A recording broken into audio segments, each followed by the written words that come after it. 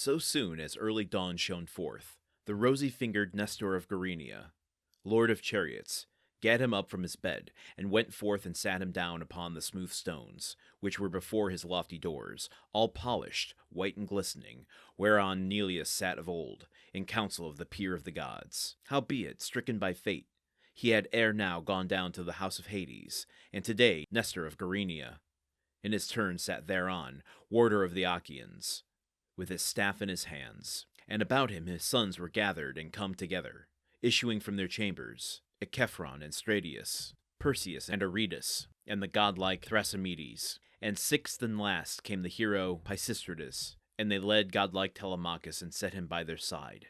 And Nestor of Gerenia, lord of chariots, spake first among them. Quickly, my dear children, accomplish my desire, that first of all the gods I may propitiate Athene, who came to me in visible presence to the rich feast of the god. Nay, then, let one go to the plain for a heifer, that she may come as soon as may be, and that the neat herd may drive her. And let another go to the black ship of the high-souled Telemachus to bring all his company. And let him leave 2 men only. And let one again bid Laerces, the goldsmith, to come hither, that he may gild the horns of the heifer. And ye others, abide ye here together, and speak to the handmaids within, that they make ready a banquet through our famous halls, and fetch seats and logs to set about the altar, and bring clean water.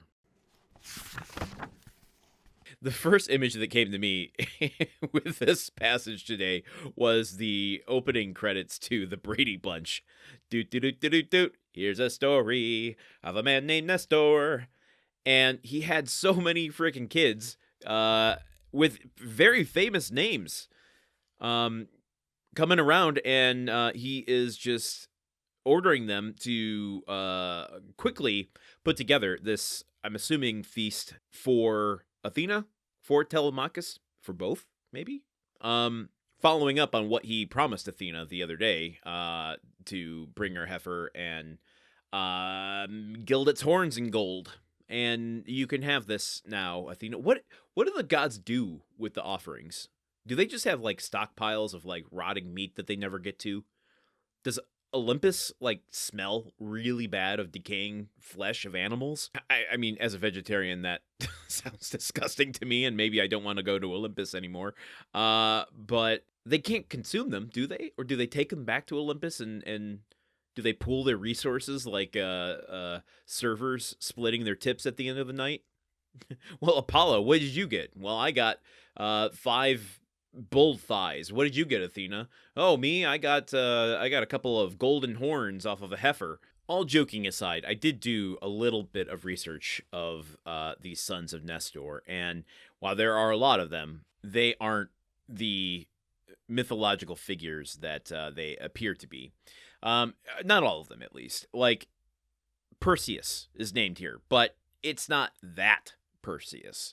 There's a different Perseus, the slayer of Medusa, the character in Clash of the Titans. That's not this Perseus. Same with Aretus. They have these epic-sounding names, I think partly just because they're in the Greek with Latin roots. Thrasymedes, though, was a warrior at Troy.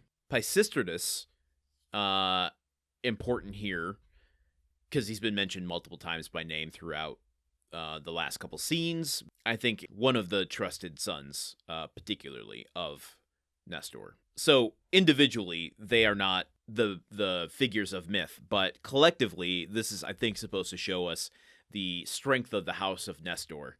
I don't know if I'm phrasing that correctly, but you know what I mean? Like, this is supposed to be a very collectively heroic or symbolically heroic group of men, very virile and fruitful as a family. And Nestor certainly knows how to utilize their utility by delegating the tasks to each of them in order to bring this feast to, or offering sacrifice to Athena, bring that to fruition, which maybe we'll see by the end of this here book 3. We only have 2 more episodes to go. I don't have a whole lot more to add to that.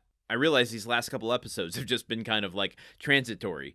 So hopefully the next 2 episodes we will bring it home with some more narrative information that pushes us in a whole new direction.